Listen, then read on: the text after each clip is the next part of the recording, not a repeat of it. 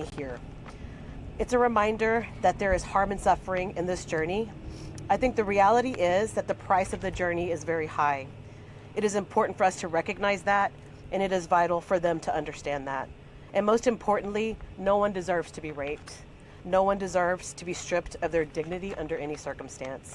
Survivors of sexual assault are not a population that seeks a spotlight, nor are the men, women, and children making decisions on whether or not to make the journey. We applaud the state in recognizing the silent crisis and for acknowledging and elevating this very serious yet hidden issue. Thank you so much. Thank you. Next is Kim Wall, the owner of the property on which we're located, but also a person who can share with you some harrowing stories that have occurred on this property. Hello. We've had several rape trees and lots of women that have been found beaten and raped in front of our house, left to die in drainage ditches, where it makes you terrified to go outside of your own house and enjoy your own property.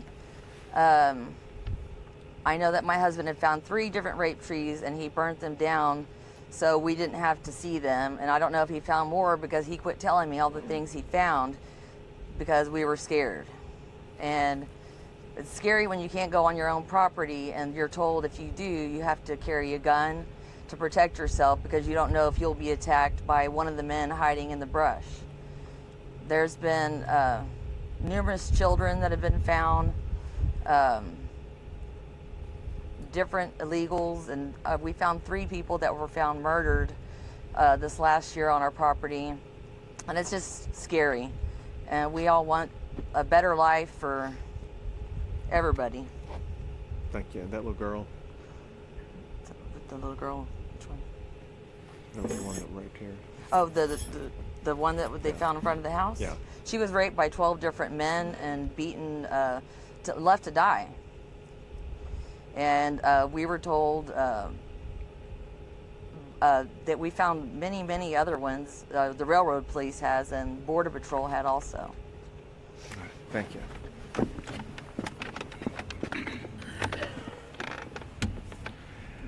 I want to thank Kim and Martine for opening up the property, but more importantly for being able to share their story about the reality of what's happening on a daily basis, especially under the Biden administration with the open border policies that have led to so many sexual assaults, murders like what she talked about on this very property.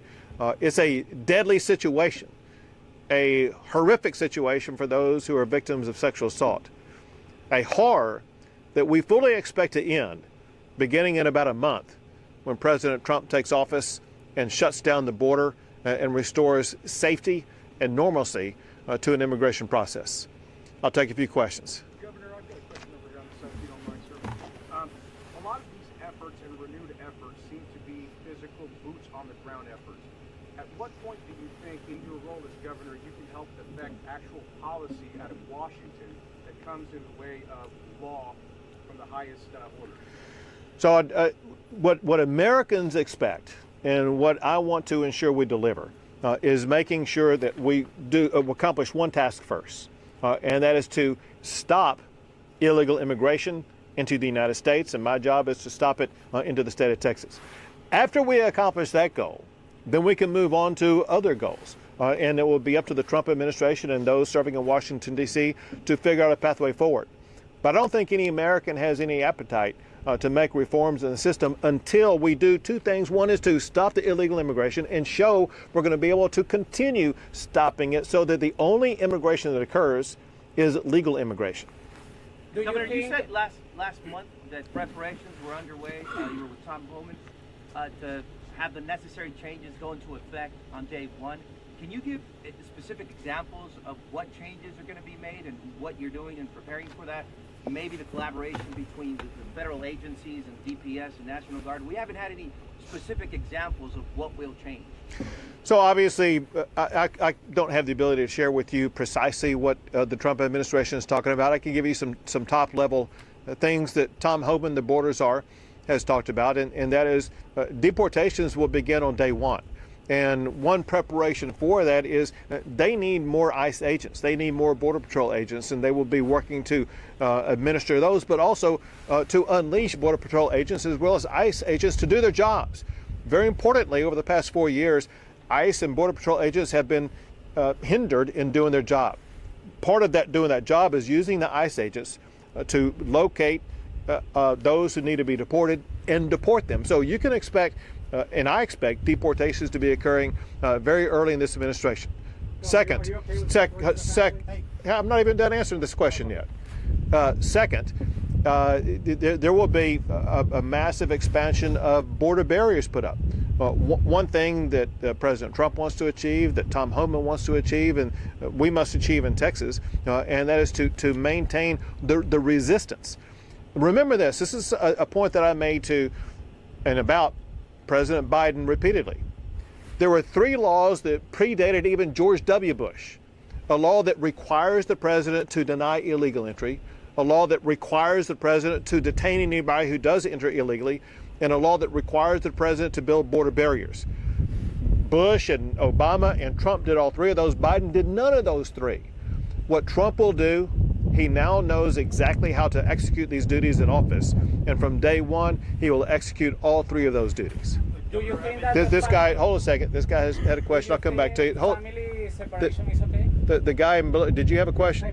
Say it again. Do you think the family separation is okay for the country? So I'll tell you what Tom Homan said. Tom Homan said, listen, there's no need for family separations because if there's a person in the family who is in the United States illegally, the Trump administration will deport them. And it's the family that gets to choose. The family gets to choose, are they going to remain together and all go back together?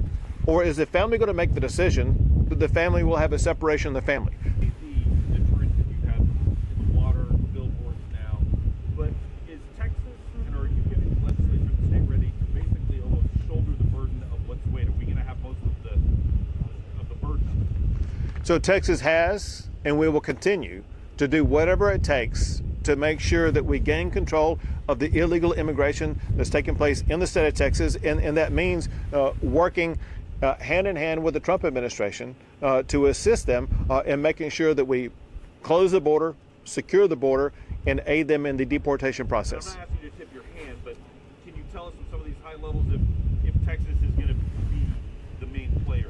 Because there's Democratic governors in California, in Arizona, in New Mexico, but then you come to Texas, which has the biggest border, it's a Republican governor, which is locked Well, obviously because of the size of the state of Texas, because it's the most southern border state, we have 2/3 of the entire mileage between the United States and Mexico is the state of Texas.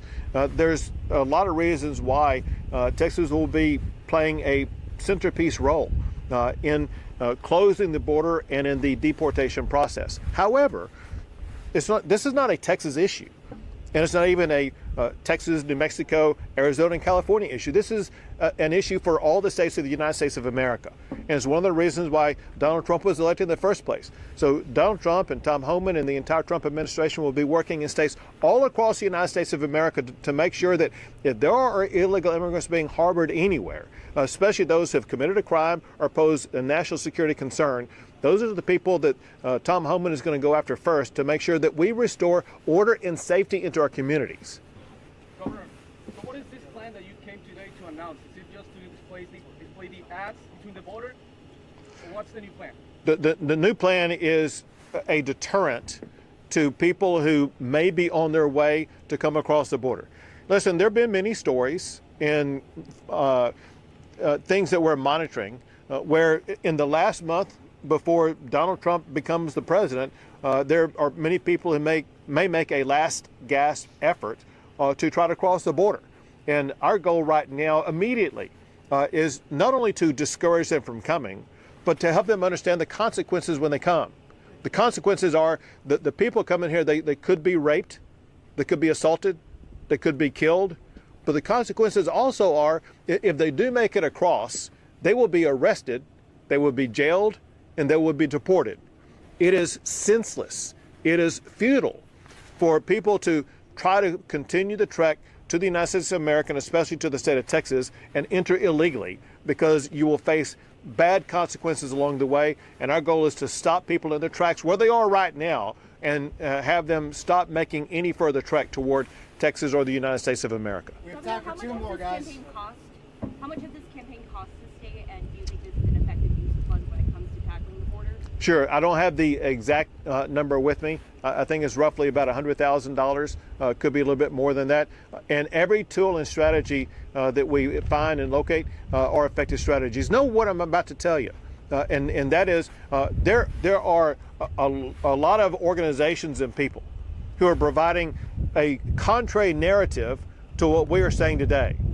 There are the cartels, there are gangs, there are human traffickers, there's even maybe the government of Mexico as well as non-governmental organizations that tell a completely different story and make it sound like it may be harmless going into the state of Texas.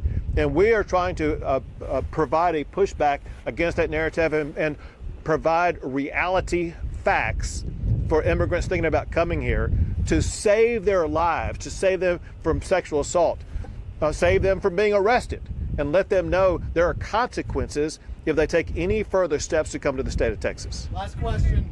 Governor, you mentioned border bollards expansion. Does Texas intend to continue building its border wall? And secondly, yesterday your land commissioner, John Buckingham, offered Texas land to store some of the bollards to the Trump administration. Have they responded and accepted? Well, so what the Trump administration is doing, they want to figure out the most cost-effective and strategic way to go about all this process.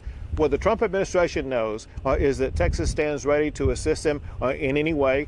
They know that we have the capability of building the wall maybe faster and cheaper than what they're able to do. We'd be more than happy to build the wall, assuming the federal government pays for it.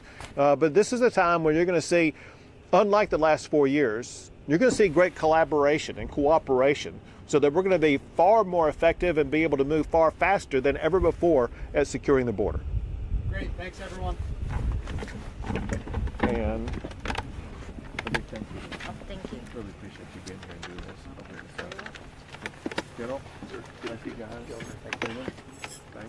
Thank you very much. Thank you all. Have a good day.